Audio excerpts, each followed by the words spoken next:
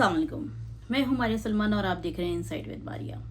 Humaira Asghar case हम पहले भी इसको फॉलो अप कर चुके हैं। एक नई अपडेट आई है उसमें, और फॉरेंसिक के मुताबिक कि हुमैरा असगर की बॉडी से ब्लड सैंपल मिले, जो उनके कपड़े जो वो पहनी हुई थी, शर्ट और ट्राउज़र, उसके ऊपर कुछ डीएनए का एक सैंपल भी मिला है और ब्लड स्ट्रेन्स भी मिले हैं। अब इससे ये बात साबित होती है कि या तो कोई हुमैरा के मौत के वक्त वहीं मौजूद था, या तो किसी ने उनके साथ कुछ किया है, या उनको मारने की कोशिश की गई थी, या पूरा प्री प्लान मर्डर था। अब ये बात बहुत शक व शुबात पैदा करती है, क्या वहाँ कोई मौजूद था जब हुमैरा असगर का मर्डर हुआ, या तो उनको किसी ने प्री प्लान मारा। क्योंकि पहले हम वाइट पाउडर की बात कर चुके हैं, समुद्री सॉल्ट जो आसपास रखा गया था, फिर वॉशरूम में से उनके ब्लड स्ट्रेन्स मिले थे, फिर अब उनकी बॉडी से भी मिले हैं, और किसी एक का डीएनए भी मिला है। हमारे यहाँ इतनी एडवांस टेक्निक नहीं है कि डीएनए सैम्पलिंग हो चुकी हो लोगों की। यहाँ पे डीएनए सैम्पलिंग नहीं है जिससे वो आइडेंटिफाई कर पाते कि वो आखिर डीएनए किसका था। उनके फ़ोनों के मुताबिक भी बात की जा रही है कि पुलिस के मुताबिक कि उनका एक मोबाइल भी चोरी हुआ है, और वो उस वक्त नहीं मिला जब वो उसकी इन्वेस्टिगेशन कर रहे थे। उससे भी बहुत सी चीज़ें पुलिस कह रही है कि क्लियर हो जाती कि उनके साथ आखिरी दिनों में हुआ क्या। वो नंबर उनका अभी भी अवेलेबल है कि नहीं, ये तक भी पुलिस को अभी नहीं पता।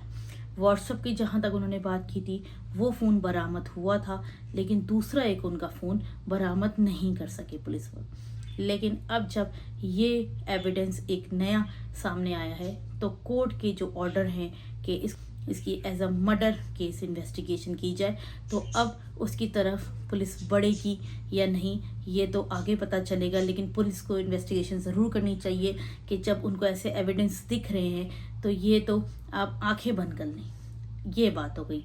लेकिन पुलिस आगे इन्वेस्टिगेट करे, और अगर उनके साथ गलत हुआ है तो उनको इंसाफ ज़रूर मिलना चाहिए।